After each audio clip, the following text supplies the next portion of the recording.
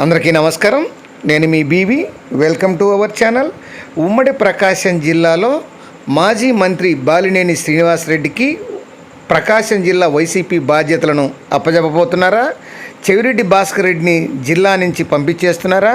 అలాగే మాజీ TTD chairman YV సుబ్బారెడ్డిని జిల్లాలోకి అడుగుపెట్టకుండా చేస్తున్నారా? త్వరలో బాలినేని శ్రీనివాసరెడ్డి జగన్ను కలవబోతున్నారా అనే అంశాల మీద ఈ వీడియోలో పూర్తిగా వివరిస్తాను ఫ్రెండ్స్.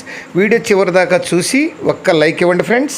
ఏపీ మాజీ ముఖ్యమంత్రి మరియు ఒంగోలు మాజీ ఎమ్మెల్యే బాలినేని శ్రీనివాసరెడ్డికి జిల్లా పార్టీ పగ్గాలు వైసీపీ అధినేత వైఎస్ జగన్మోహన్ రెడ్డి అప్పగించే అవకాశాలు స్పష్టంగా కనిపిస్తున్నాయి. ఈ మేరకు ప్రచారం జరుగుతుంది. అందులో భాగంగానే త్వరలో జగన్ను బాలినేని కలవనట్లు పార్టీ వర్గాల ద్వారా సమాచారం అందుతుంది. ఇకపై జిల్లాలో పార్టీ బాధ్యతలు, పార్టీ పురోగతి వంటి అంశాలన్నీ కూడా బాలినేని కనుసన్నలో జరిగేటువంటి అవకాశాలు కనపడుతున్నాయి. ప్రధానంగా ఇటీవల వైసీపీ ఎంపీ అభ్యర్థిగా పోటీ చేసినటువంటి చెవిరెడ్డి భాస్కర్ రెడ్డిని పూర్తి స్థాయిలో జిల్లా రాజకీయాల నుంచి తప్పిస్తున్నట్లయితే తెలుస్తుంది. అదేవిధంగా రాజ్యసభ సభ్యులు వైవి సుబ్బారెడ్డి పాత్ర కూడా జిల్లాలో ఏమాత్రం ఉండకుండా చేసేందుకు ఈ యొక్క పార్టీ వర్గాలనేవి చర్చ జరుగుతుంది. ఇటీవల జరిగినటువంటి అసెంబ్లీ, పార్లమెంటు ఎన్నికల్లో వైసీపీ పార్టీ ఘోర పరాజయాన్ని చూసినటువంటి విషయం తెలిసిందే. దీంతో వైసీపీ శ్రేణులన్నీ కూడా నిస్తేజంలో ఉన్నాయి. జిల్లాలో పార్టీల్లో తిరిగి బలోపేతం చేసేటువంటి ఒక నిజమైన నాయకుడిగా బాలినేని శ్రీనివాసరెడ్డికి వస్తేనే తప్ప ఈ పార్టీకి పునరావాసం కలగదనేటువంటి భావన అధిష్టానంలో కరిగినట్టు తెలుస్తుంది. ఇటీవల జరిగిన ఎన్నికల్లో కూడా ఉమ్మడి ప్రకాశం జిల్లాలో కేవలం దర్శి, ఎర్రగొండపాలెం నియోజకవర్గాల్లో మాత్రమే ఈ వైసీపీ అభ్యర్థులు చాలా స్వల్ప తేడాతో మెజార్టీతో గెలిచినటువంటి విషయం తెలిసిందే. మిగిలిన నియోజకవర్గాల్లో కూడా టీడీపీ అభ్యర్థులు మొత్తం అన్నింటిలో గెలిపొందారు.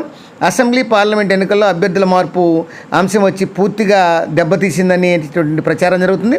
ప్రధానంగా చిత్తూరు జిల్లాకు చెందినటువంటి చెవిరెడ్డి భాస్కర్ రెడ్డిని ఎంపీ అభ్యర్థిగా రంగంలోకి దించడం ఇది బాగా వివాదాస్పదంగా మారింది. ఘోర పరాజయాన్ని కూడా సవిచూచింది. ఇదే కారణం సగమనేటువంటి భావన కూడా వ్యక్తం అవుతుంది.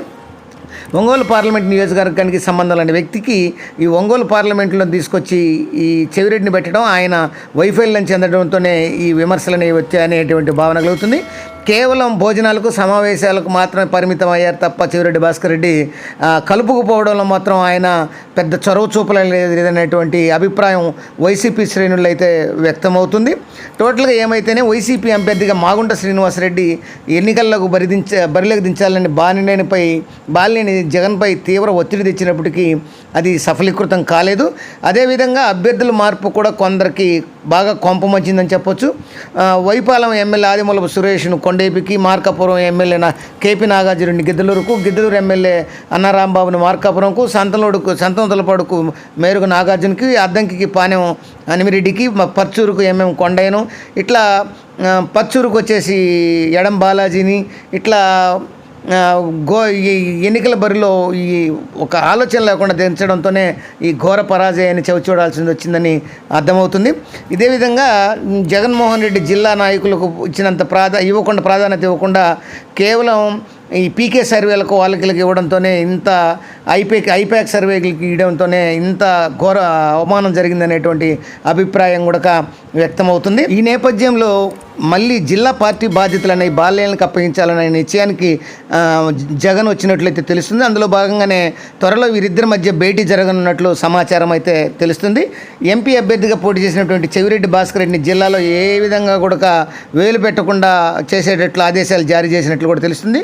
దీంతో చెవిరెడ్డి రాజకీయ ప్రస్థానం జిల్లాలో పూర్తిగా ముగిసిపోయినట్లనేటువంటి ప్రచారం కూడా వైసీపీ శ్రేణులు ఏర్పడుతుంది. అలాగే రాజ్యసభ సభ్యులు వైవి సుబ్బారెడ్డి కూడా సైతం జిల్లాలో వేలు పెట్టకుండా బాలినేనికి పూర్తి స్థాయిలో ఈ బాధ్యతలు ఇచ్చే విధంగా జగన్మోహన్ రెడ్డి కృషి చేస్తున్నట్టయితే తెలుస్తుంది. అయితే ఇది ఇలా ఉండగా ఉమ్మడి ప్రకాశం జిల్లాలో 11 నియోజకవర్గాల్లో ఈ ఇన్ఛార్జీల ఎంపీకి కూడా పూర్తి స్థాయి బాధ్యతలను తనకే అప్పగించాలని జగన్ను బాలినేని కోరుతున్నట్లు తెలుస్తుంది.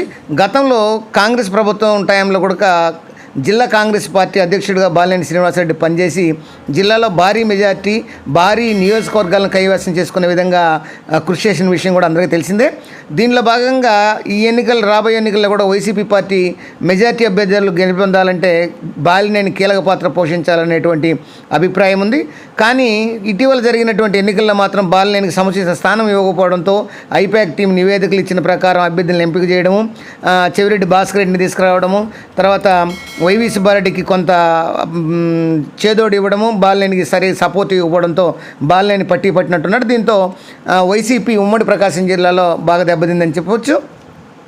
అలాగే రాబోయే ఈ 2029 నాటికి వైసీపీ పార్టీని బాగా బలోపేతం చేయడానికి గాను ఈ యొక్క బాలినేని శ్రీనివాసరెడ్డి మరినేని వైసీపీ జిల్లా బాధ్యతలు అప్పచెప్పి మళ్ళీ రంగంలోకి దించుతున్నటువంటి ఆలోచనలు వైసీపీ శ్రేణుల నుంచి, అధినాయకత్వం నుంచి వినిపిస్తున్నటువంటి సమాచారం.